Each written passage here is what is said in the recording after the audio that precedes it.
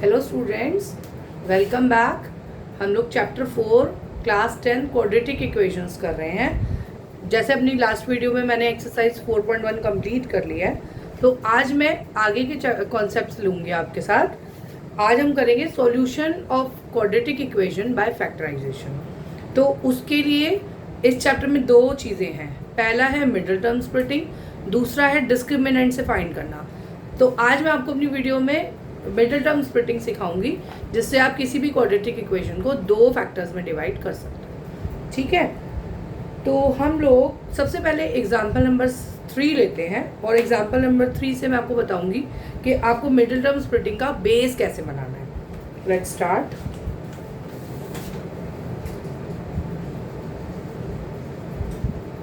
देखिए students, example 3 में हमें इक्वेशन दी है 2x²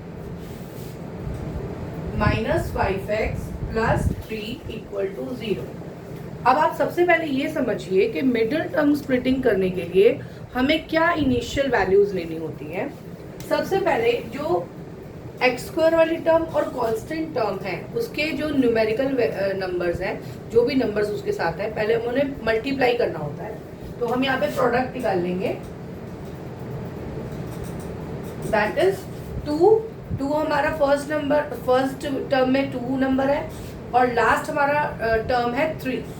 तो आप 2 मल्टीप्लाई बाय 3 कर लोगे 6। अब आपको 6 को स्प्लिट करना है दो नंबर्स में, ऐसे दो फैक्टर्स में जिसको प्लस या माइनस करके 5 आना चाहिए और मल्टीप्लाई करके 6 ही आना चाहिए।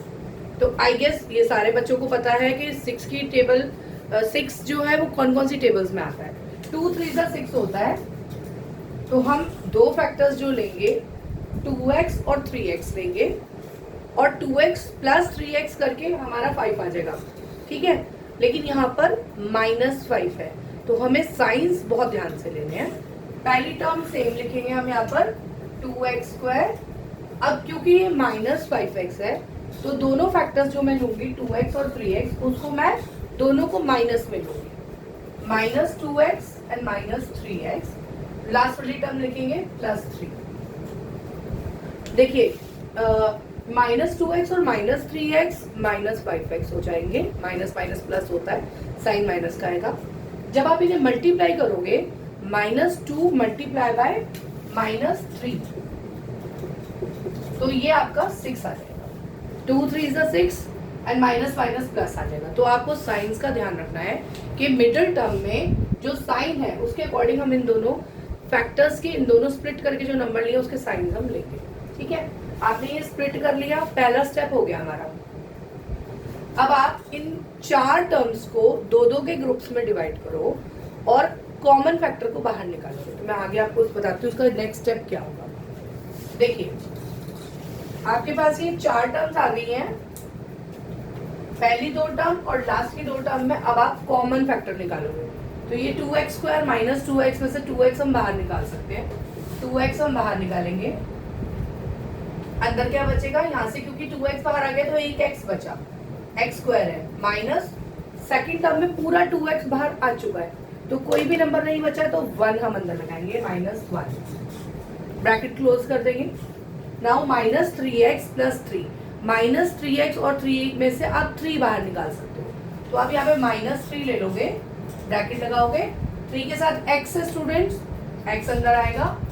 अब क्योंकि आपने माइनस साइन बाहर निकाल दिया है, तो ये अंदर वाला प्लस साइन माइनस हो जाएगा। -3 1 जा 3 होता है, तो यहाँ 1 आ जाएगा। ठीक है, अभी इन दोनों फैक्टर्स में जो आपका ब्रैकेट के अंदर है टर्म, वो सेम होनी चाहिए।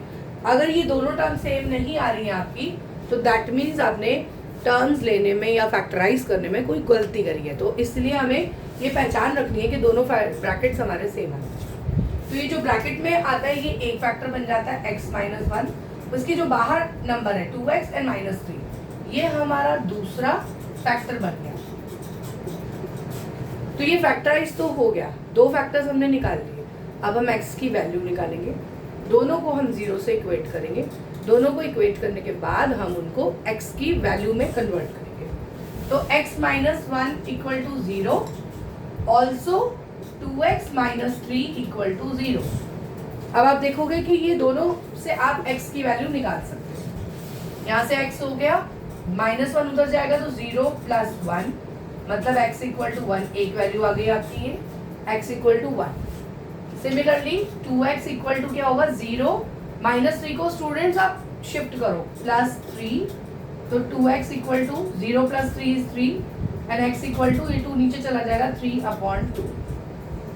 ये आपकी दो टर्म्स आ गई, ये दो आपके फैक्टर्स आ गए क्वाड्रेटिक इक्वेशन के। पहले हमने मिडिल टर्म स्प्लिटिंग किया, हम यहाँ तक दो फैक्टर्स इसके लेके आए, उसके बाद हमने दोनों से x की वैल्यू निकाली। इस तरीके से हमारे दो न्यूमेरिकल वैल्यूज x की आ जाएंगी, which are called the factors of the quadratic equation.